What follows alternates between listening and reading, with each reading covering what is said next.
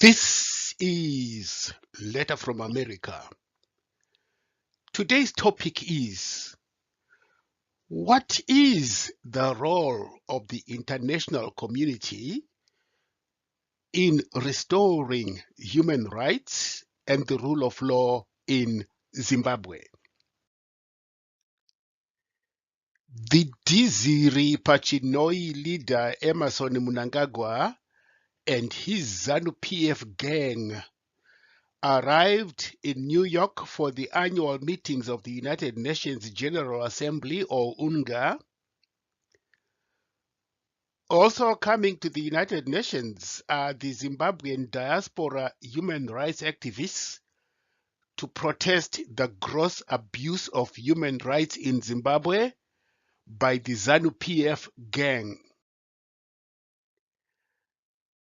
It is reported that the United States has invited Mnangagwa to attend the US-Africa Summit to be held in Washington, D.C. in November.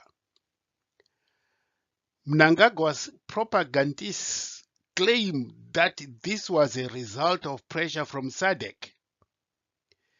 They claim very erroneously that South African President Cyril Ramaphosa told US President Joe Biden that if Zimbabwe was not invited to the summit, SADC and Africa would boycott that summit.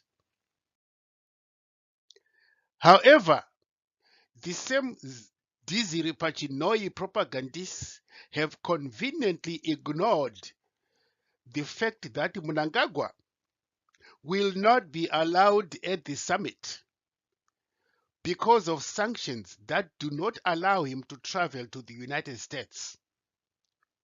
So, Minister of Foreign Affairs and International Trade Frederick Shaw will attend on Mnangagwa's behalf.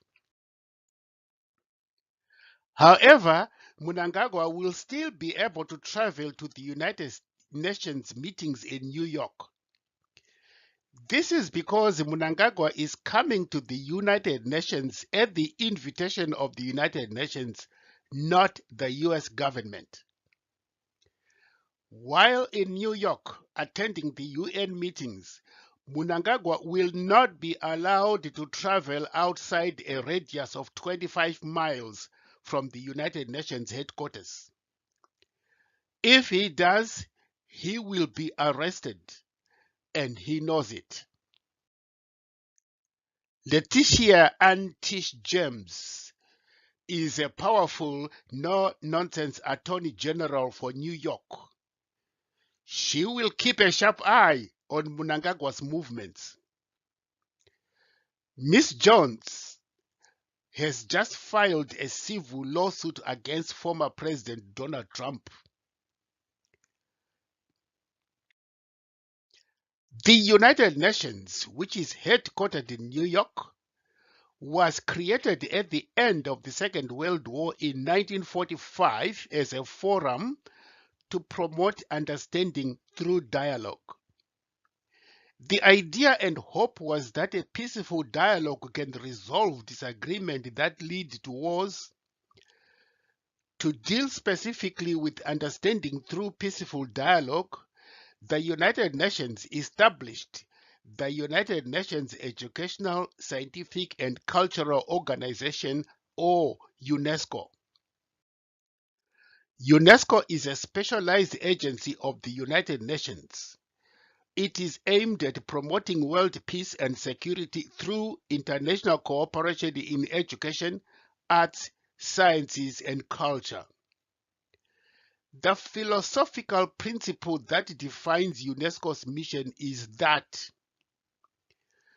UNESCO takes as a departure the premise that since wars begin, I will say wars and conflicts begin in the minds of people, it is therefore in the minds of people that the defenses of peace must be constructed.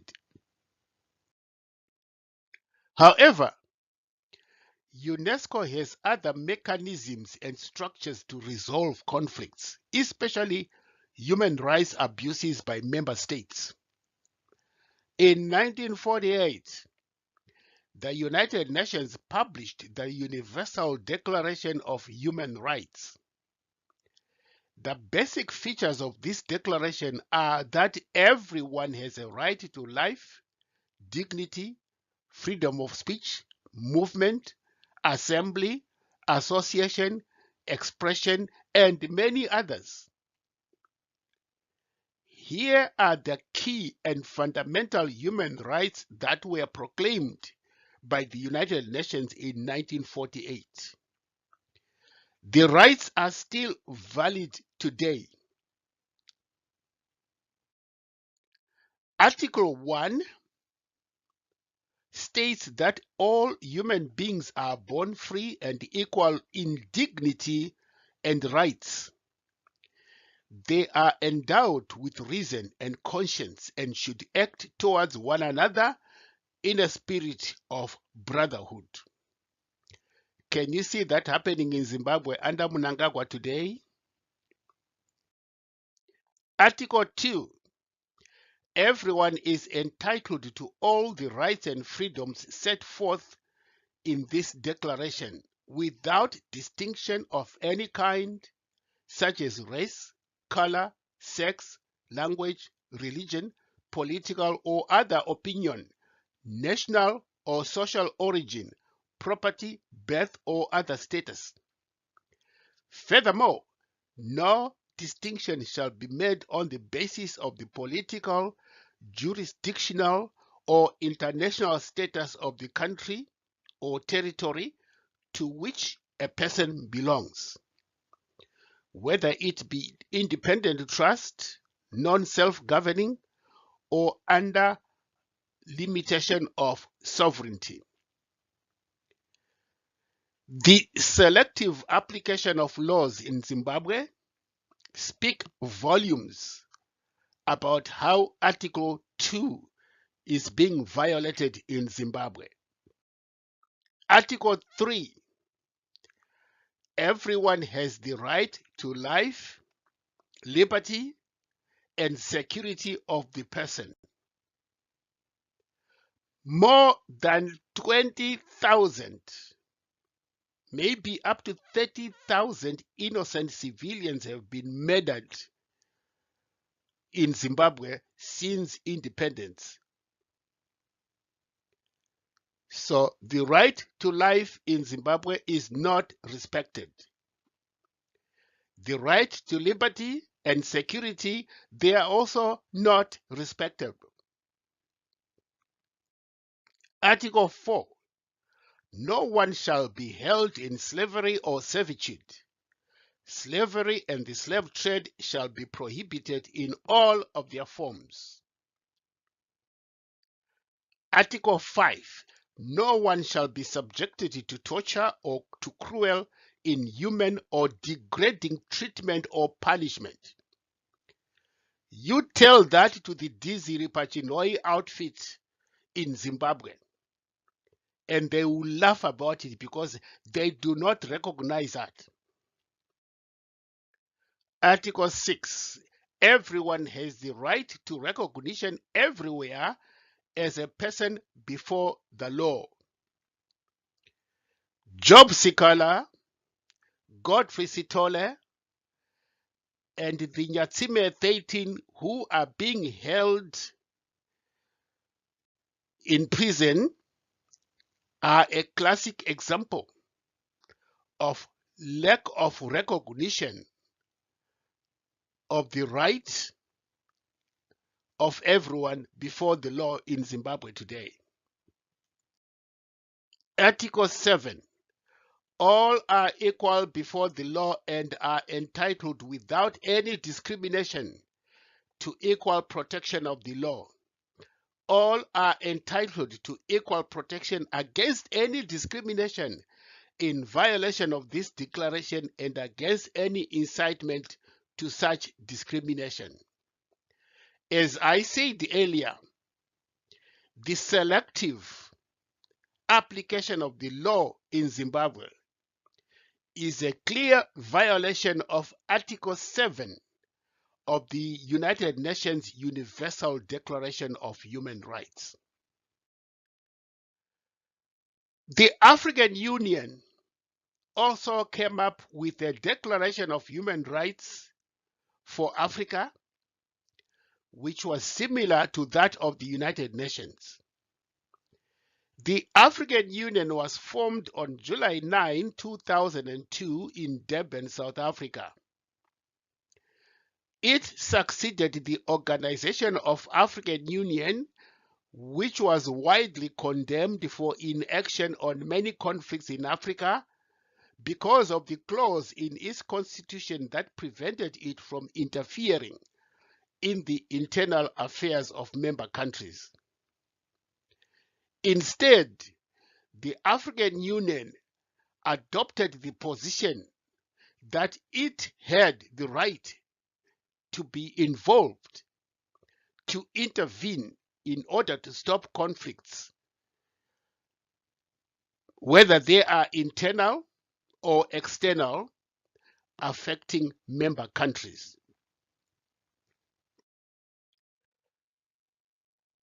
The African Union also established the African Charter of Human Rights and People's Rights.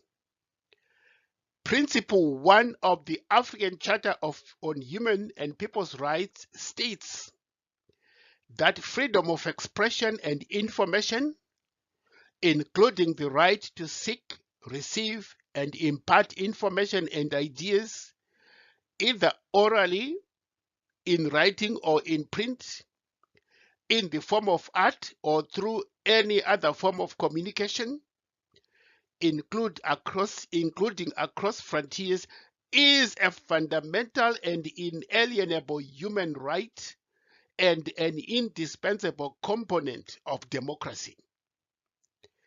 Everyone shall have an equal opportunity to exercise the right to freedom of expression and to access information without discrimination. This is the African Charter of Human and People's Rights adopted by the African Union. You tell this to the Dizzy Pachinoi outfit, who are on a daily basis abusing the basic human rights of the people of Zimbabwe. Principle 2 of the African Charter on Human and People's Rights states that no one shall be subject to arbitrary interference with his or her freedom of expression.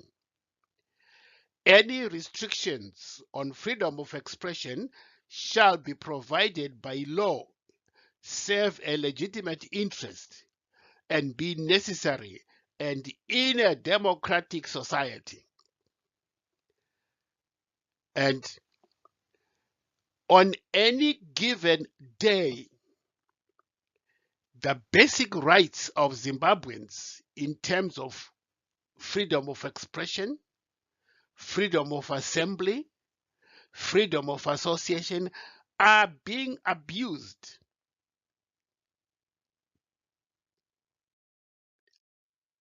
Violations of press freedom in Zimbabwe, as in open violation of the African Charter on People's Rights. Some of these have been brought before the regional and Pan-African courts. One was brought to the African Court of Justice and Human Rights in 2004, and another was brought before the ECOWAS Community Court of Justice in 1991. I will address some of these violations and how the regional and Pan-African courts dealt with them. One of those complaints was filed by the Zimbabwe Lawyers for Human Rights against abuses by the Zimbabwean government. So we will see how the African Court of Justice and Human Rights ruled on that filing. The third uh, ruling was by the Economic Community of West African States. As a result of the court rulings, ECOWAS revised its charter to include Article 66 to subparagraph A.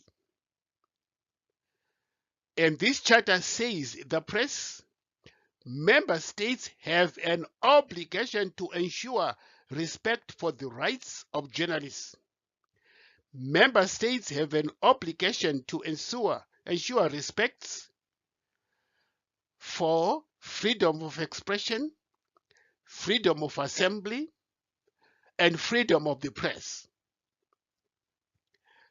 And this ruling is now part of the position taken by the Pan-African Court of Justice, which requires the Zimbabwean government to protect journalists, to protect people's rights to expression, assembly, and association.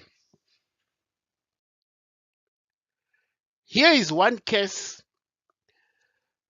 that is almost similar to Zimbabwe. This was Deidra Haidara Jr. and others versus the Gambia.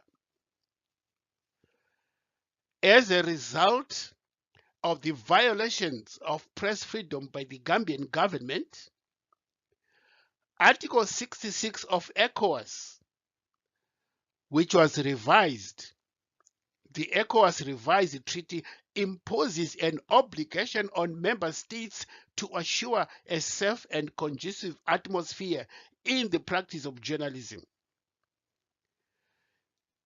The treaty states that in the situation where attacks by state operatives against journalists are not investigated, let alone not to prosecute the suspects, the state will be in breach of its obligation under the treaty and also under the African Charter on Human Rights and People's Rights.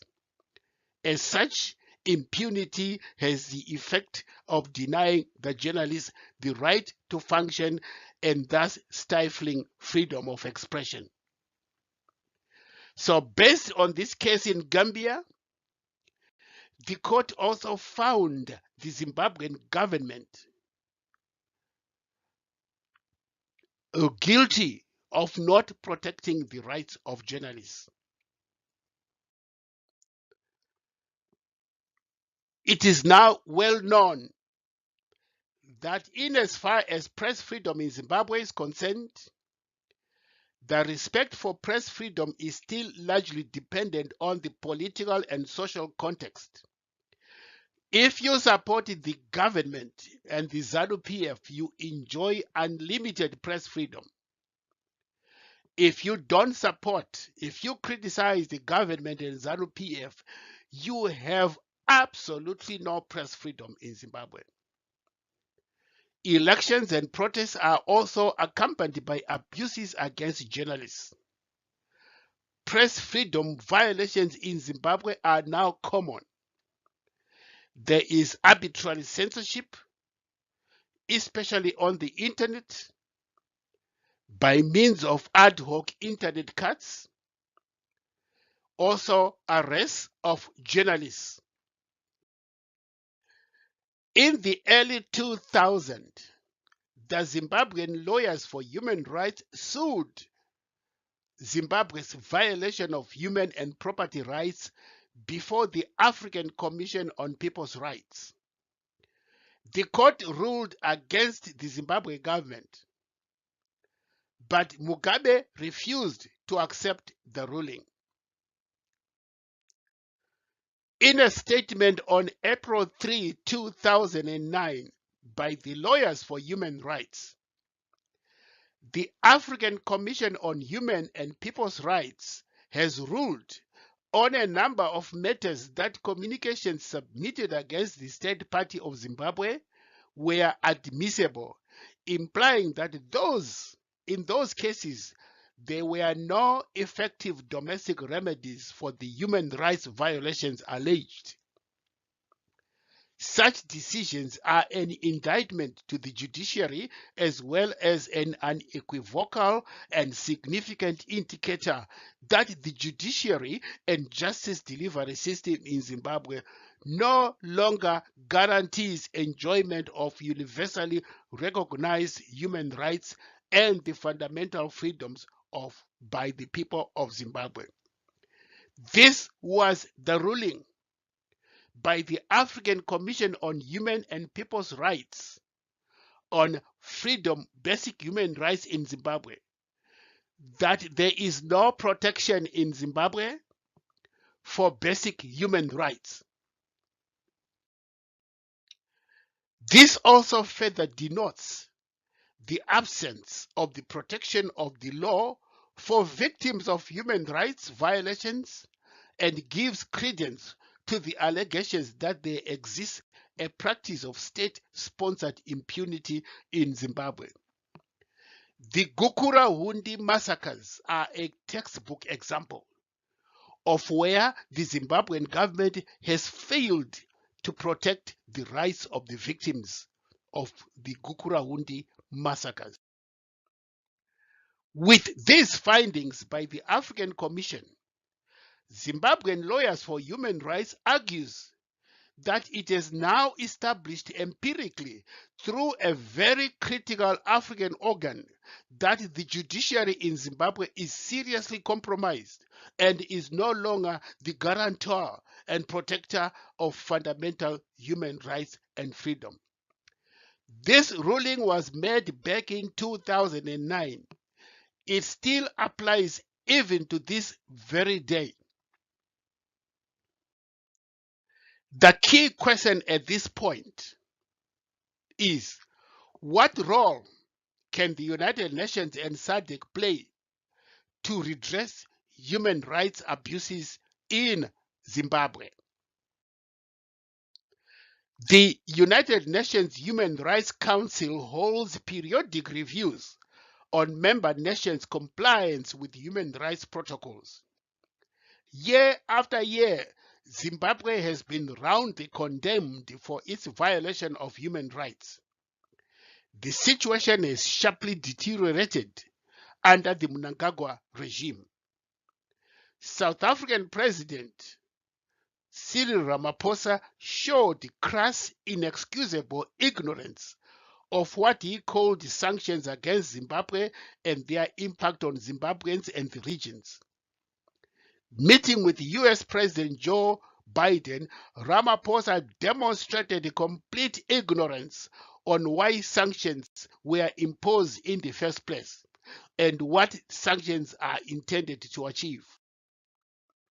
Ramaphosa spoke very loudly that sanctions must be removed, but he was dead quiet on what caused those sanctions.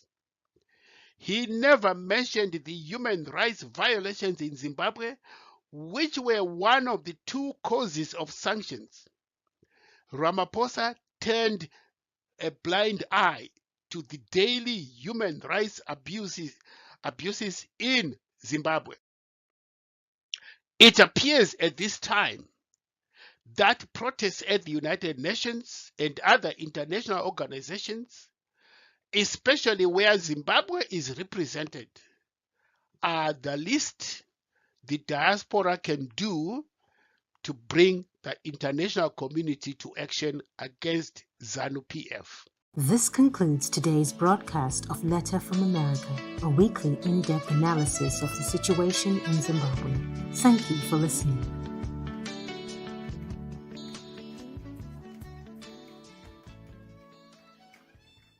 This concludes today's broadcast of Letter from America, a weekly in-depth analysis of the situation in Zimbabwe.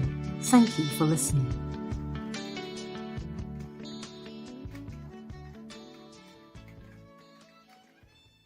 This concludes today's broadcast of Letter from America, a weekly in-depth analysis of the situation in Zimbabwe. Thank you for listening.